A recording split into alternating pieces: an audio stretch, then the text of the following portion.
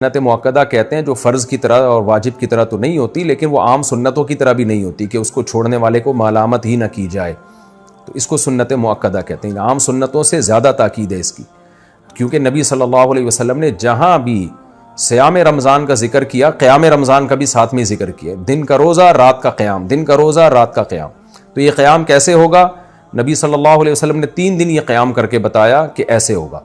इसमें कितनी रकतें पड़ी ये मालूम नहीं। फिर हज़रत उमर रज़ी अल्लाह ताला अन्हु के अमल से हमें पता चला कि भाई वो इस तरह से 20 रकतें होंगी, क्योंकि फिर पूरी दुनिया में हज़रत उमर ने इसी को राइज किया और चारों इमामों का इस पर इत्तिफ़ाक़ हुआ कि 20 रकत से कम तरावी नहीं है। तो इससे पता चला कि ये जो क़याम रमज़ान है ना, यही तरावी है और कम से कम ये 20 रकतें हैं। तो इसलिए, और ये सुन्नत मुअक्कदा हैं क्योंकि इनकी बहुत ज़्यादा ताकीद है। तो सुन्नत मुअक्कदा का हुक्म ये है कि मर्द हो या औरत दोनों के लिए एक ही हुक्म है, अलग अलग नहीं है। हाँ, मर्द बेहतर है कि जमात से पढ़ें, जमात से सुन्नत मुअक्कदा नहीं है, खूब समझ लें। इनफरादी तौर पर भी पढ़ सकते हैं, मर्द हो या औरत, लेकिन जमात से पढ़ना अफजल है, क्योंकि हज़रत उमर ने जमात कायम की थी और इसलिए ताकि कुरान ख़त्म हो लोगों का। जिनको कुरान पढ़ना आता है वो जमात कराएं, जिनको नहीं आता वो कारी के पीछे सुने। तो अब ख़वातीन पे तो मस्जिद की जमात फ़र्ज़ नमाज भी लाजिम नहीं है, तो तरावी कहाँ से लाजिम होगी? तो इसलिए ख़वातीन बेहतर है घर में तरावी पढ़ें। मस्जिद जाना चाहें तो हमारी राय तो यही है कि इस ज़माने में उनको मस्जिद जाने की भी इजाज़त है, हदीस में इसकी सबूत मिलता है। और तरावी में तो हमें मिलता है कि असलाफ़ अपने औरतों को भी तरावी की नमाज़ में लाया करते थे। तो लेकिन बहरहाल सुन्नत मुअक्कदा ये है कि पढ़ लें आप। जमात से पढ़ना सुन्नत मुअक्कदा नहीं है, घर में पढ़ना ज़्यादा अफजल है। तो आप घर में तरावी पढ़ें, 20 रकत पढ़ें। और सुन्नत मुअक्कदा का हुक्म यह है कि कभी कभार छूट जाए तो इंशाअल्लाह गुनाह नहीं, कोई हरज नहीं हो, इसमें कोई गुनाह नहीं मिलेगा। और अगर किसी उज़र से छोड़ दें तो वैसे ही कोई हरज नहीं है, क्योंकि फ़र्ज़ वाजिब बहरहाल नहीं है। तो बहुत ज़्यादा थकावट हो तो छोड़ी जा सकती है, और कभी थकावट ना भी हो तो कभी वैसे ही भी छोड़ी जा सकती है, लेकिन कंटिन्यू छोड़ने की आदत ना बनाए। लेकिन वैसे एक जनरल नॉलेज के लिए बता दूं, जो पढ़ते हैं प्रॉपर पढ़ते हैं, जो नहीं पढ़ते फिर वो छोड़ते ही हैं। ये तरावी ऐसी चीज़ नहीं है 2 दिन पढ़ ली 1 दिन छोड़ दी। तो जो ऐसे करता है वो फिर छोड़ा ही रखता है। तो जो पढ़ते हैं वो कंटिन्यू पढ़ते हैं। तो नबी सल्लल्लाहु अलैहि वसल्लम ने जब बहुत ज़्यादा तरावी की फजीलत बयान की है, क़याम रमज़ान की फजीलत बयान की है, जिसको बाद में असलाफ़ ने नाम तरावी का दिया, तो आपको चाहिए कि इससे क़दर अदर कि ये सुन्नत मुअक्कदा है या गैर मुअक्कदा, आप ये फजीलत हासिल करें। क्योंकि शायर ने कहा है, तमत्ता मिन शमीम आरारी नजदिन फमा बादल अशियत मिन आरारी, कि एक खुशबू होती है जैसे रात की रानी की खुशबू, ये रात के बाद ख़त्म हो जाएगी। तो तरावी की फजीलत भी रमज़ान के बाद ख़त्म। तो इस बहस में पढ़े बगैर कि सुन्नत मुअक्कदा है या गैर मुअक्कदा है, वाजिब है या नहीं, इस बहस में पढ़े बगैर आप कंटिन्यू पढ़ लें, क्योंकि सवाब बहुत है इसका। और ये ईद का चांद नज़र आते ही आपके पास ये ऑप्शन ख़त्म हो जाएगा। लेकिन हुक्म यही है कि सुन्नत मुअक्कदा है। इंडिया से किसी ने पूछा, मेरा हमल बार बार ज़ाया हो जाता है, किसी ने बताया कि ये शैतानी हरकत है, क्या ये सही है? सही है तो इससे निजात कैसे मिलेगी? जिसने बताया है उसने शैतानी हरकत की है। बाकी हमल का बार बार ज़ाया होना ये तो ख़वातीन में नॉर्मल है, कोई बीमारी हो सकती है, कोई मसला हो सकता है। तो इसके लिए गायनी की डॉक्टर्स हैं, बड़ी एक्सपर्ट डॉक्टर्स भी हैं, आप उनसे रब्ता करें। तो या कोई माहिर हकीम हो, तबीबा हो, माहिर हो।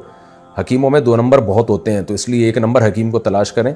कोई माहिर हो तो उससे भी इलाज किया जा सकता है, क्योंकि पुराना मरज़ है ये। तो इंशाअल्लाह आप ठीक हो जाएंगी। मैं भी दुआ करता हूँ अल्लाह आपको इस बीमारी से निजात अता फरमाए। नो शहरो फिरोज़ पाकिस्तान से, अगर कुरान पाक याद हो और अय्याम हैज़ में ज़बानी पढ़ा जाए तो क्या ये सही है या नहीं? नहीं, हैज़ में कुरान नहीं पढ़ सकते, इस पर मैं मुदल्लल के लिए रिकॉर्ड करवा चुका हूँ। सैफुद्दीन ज़िया दिल्ली से, मेरे इम्तिहान शुरू होने वाले हैं जिसका टाइम 12:30 है, तो मैं ज़ोहर की नमाज़ किस वक्त अदा करूँगा? भाई ये मुझे नहीं पता आपके यहाँ ज़ोहर के टाइम शुरू कब होता है, ख़त्म कब होता है। तो इम्तिहान अगर 12:30 पे शुरू हो रहा है और ज़ोहर का वक्त पहले शुरू हो जाता है तो पहले पढ़ लें ज़ोहर की नमाज़। और अगर ज़ोहर का वक्त 12:30 तक शुरू नहीं होता तो फिर इम्तिहान ख़त्म होने के बाद अगर ज़ोहर का वक्त कायम रहता है तो पढ़ लें, इम्तिहान ख़त्म होने के बाद पढ़ लें। और अगर आप समझते हैं एग्जामिनेशन हॉल में जितनी देर बैठूंगा ज़ोहर का पूरा वक्त ख़त्म हो चुका होगा, नक्शे में देख लें, मैप में, यानी जो जदवल होता है ना जिसमें नमाज़ों के टाइम होते हैं, तो फिर आपको इम्तिहान के दौरान नमाज़ पढ़नी पड़ेगी। उसका तरीका ये है कि आप किसी बहाने से चले जाएं, वॉशरूम चले जाएं या कहीं भी वज़ू कर लें और फिर जाके जल्दी से 4 फ़र्ज़ पढ़ लें। आप सुन्नतें ऐसे मजबूरी में छोड़ दें आप, लेकिन फ़र्ज़ नमाज किसी कीमत पे क़ज़ा नहीं हो सकती, खूब समझ लें। आयशा अख्तर राजस्थान इंडिया से, हमारे यहाँ दो बातें बड़ी आम हैं। एक ये कि हशर में एक सवाल होगा जिसमें आपसे पूछा जाएगा कि आपका पीर कौन है। अगर इसका जवाब नहीं दे पाए तो जहन्नम में जाएंगे। दूसरी ये कि जिसका कोई पीर नहीं होता इसका पीर शैतान होता है, इसलिए पीर बनाना बहुत ज़रूरी है। तो मेहरबानी करके बताएं क्या ये बातें दुरुस्त हैं। देखें, पहली बात तो बिल्कुल ही कलअदम है कि हशर में सवाल होगा आपका पीर कौन है। ना पीर का सवाल होगा ना मंगल का सवाल होगा, जहन में रखें। बाकी ये कि जिसका पीर कोई नहीं होता उसका पीर शैतान होता है, ये किसी हद तक दुरुस्त भी है, किसी हद तक गलत भी है। दुरुस्त इस सेंस में है कि आमतौर पर जब आपके पास इल्म नहीं होता और आप साहिब इल्म को अपना रहबर भी नहीं बनाते तो आप गुमराह हो जाते हैं। फिर गुमराह लोग आपको गुमराह कर देते हैं, गलत किस्म के स्कॉलर्स के हत्थे चढ़ जाते हैं आप। तो सही उलमा जो सही इल्म रखते हैं उनको पीरो मुर्शिद बनाएं आप, क्योंकि नबी सल्लल्लाहु अलैहि वसल्लम ने फरमाया, बल्कि कुरान में, फसअलू अहल ज़िक्रि इन कुंतुम ला तालमून, तुम्हें इल्म नहीं है तो अहले इल्म से पूछो, उनसे राब्ता करो। तो इस सेंस में उलमा पीरो मुर्शिद होते हैं।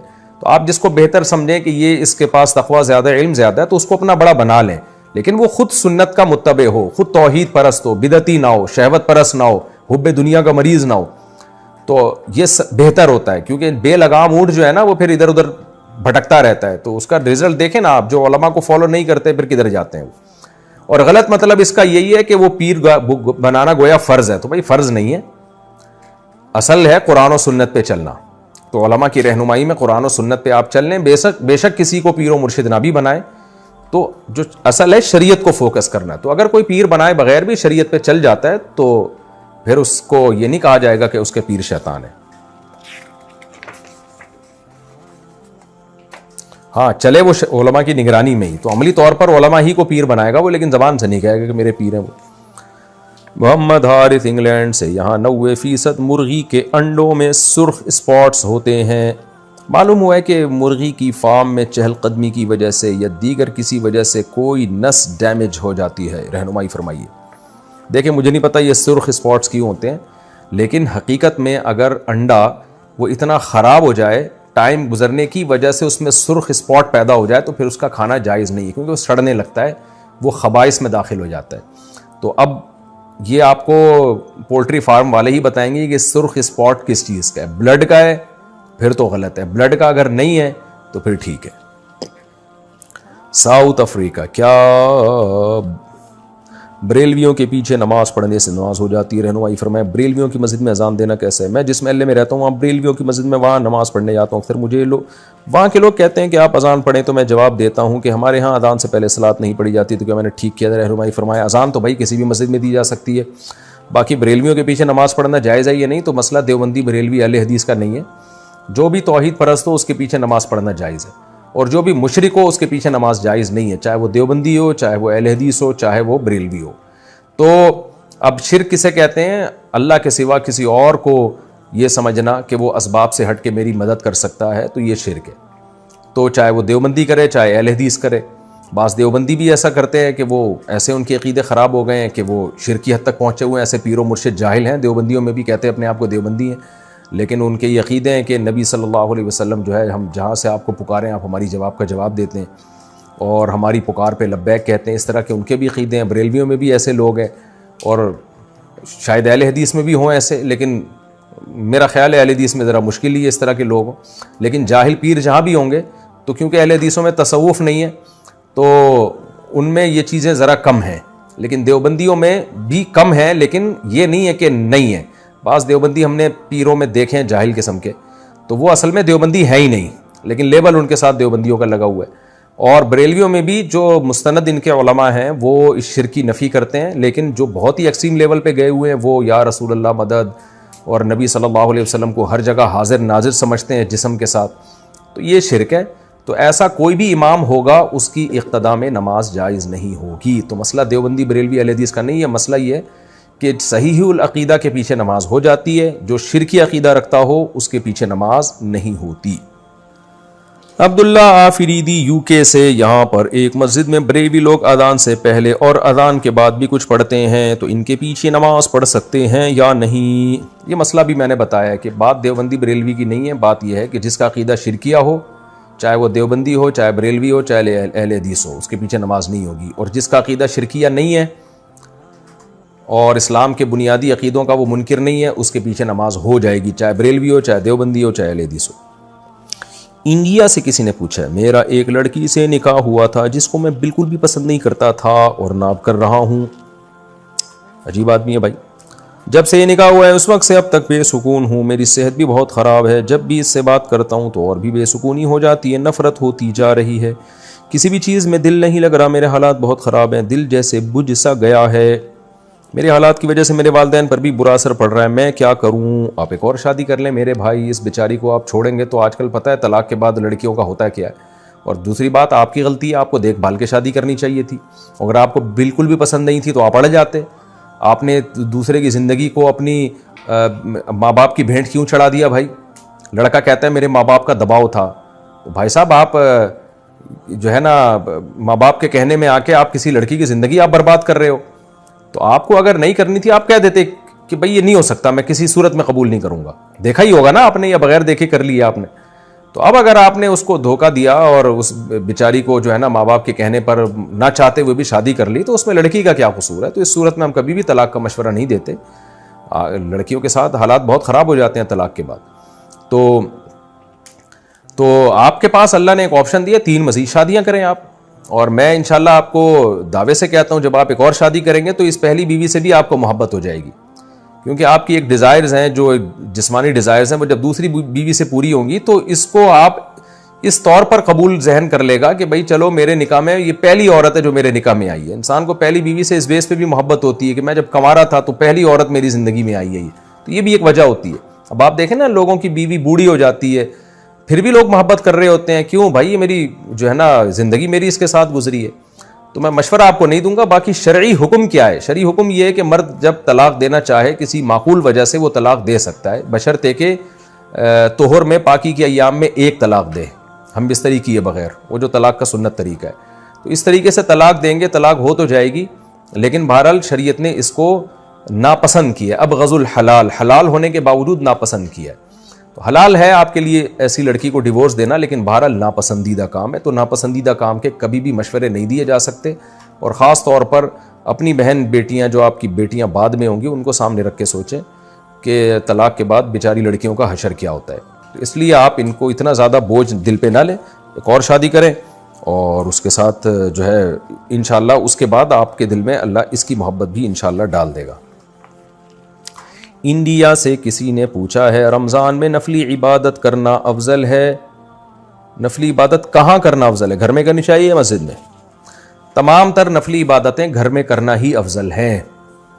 हाँ, मस्जिद में भी की जा सकती हैं, बाज़ दफ़ा घर में दिल नहीं लग रहा होता तो मस्जिद में कर लें, लेकिन अफजल यही है कि नबी सल्लल्लाहु अलैहि वसल्लम से जो साबित है घर में। अलबत्ता इशराक की जो नमाज है ना, उसमें जो हदीस में आता है कि फ़जर पढ़ के वहीं बैठे रहें, तस्बीह करें, और सूरज जब तुलू हो जाए अच्छी तरह से तो फिर 2 रकत पढ़ लें, तो वो मस्जिद में ही है। उसके अलावा जो है घर में पढ़ना ज़्यादा अफजल है।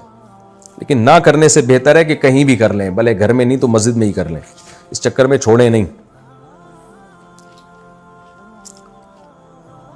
इंडिया से, अच्छा, सऊदी अरब से किसी ने पूछा है, ख़वातीन के लिए तबलीगी जमात में जाने के बारे में क्या हुक्म है, रहनुमाई फरमाएं। एक ही रास्ता ख़वातीन के लिए ढंग का रह गया है, जहाँ वो पर्दा सीखती हैं, जहाँ वो हया सीखती हैं, उसके बारे में भी हुक्म पूछ रहे हैं। मैं तो कह रहा हूँ ये हुक्म है अपनी बीवियों को ले जाया करो तबलीग में मेरे भाई, बहुत फ़ायदा होगा। जिन लोगों ने अपनी औरतों को तबलीग में लेकर गए उनके घरों में मामूलात ज़िंदा हो गए हैं, तस्बीहात, तिलावत की पाबंदी हो गई है, तो ले जाया करें।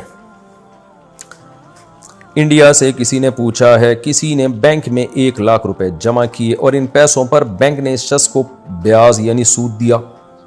इन ब्याज के पैसों का वो शख्स क्या करेगा, इसकी वजाहत करें। गलत काम किया इसने, बैंक में क्यों सूदी बैंक में रखे? बहरहाल अब रख लिया तो जो सूद मिला है उसको ले ले और सवाब की नीयत के बगैर सदका कर दे।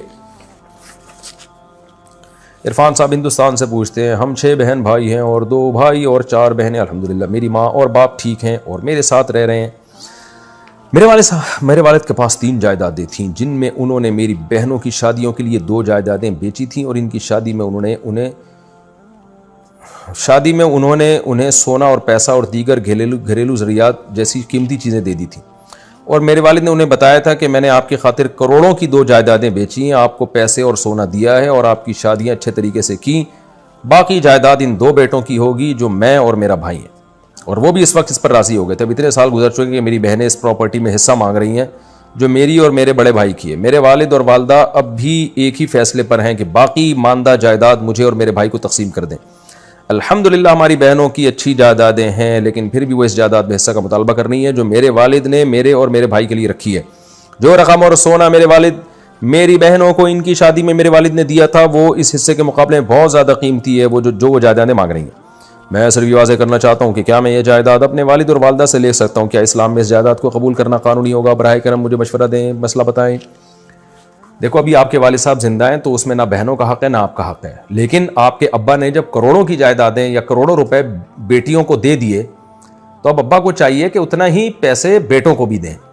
यह कहना कि जायदाद में बेटियों का हिस्सा नहीं है, यह गलत है, क्योंकि अब्बा के इंतकाल के बाद जितना अब्बा का माल होगा दोबारा से उसमें पूरी विरासत तकसीम होगी और बहनों को भी पूरा पूरा हिस्सा मिलेगा। तो अब इसका यही हल है कि अब्बा चूंकि अभी जिंदा है तो जिंदगी में यह काम कर लें कि जब बहनों को दे दिया है तो फिर बेटों को भी उनका हिस्सा जिंदगी में दे के हैंड ओवर कर दें।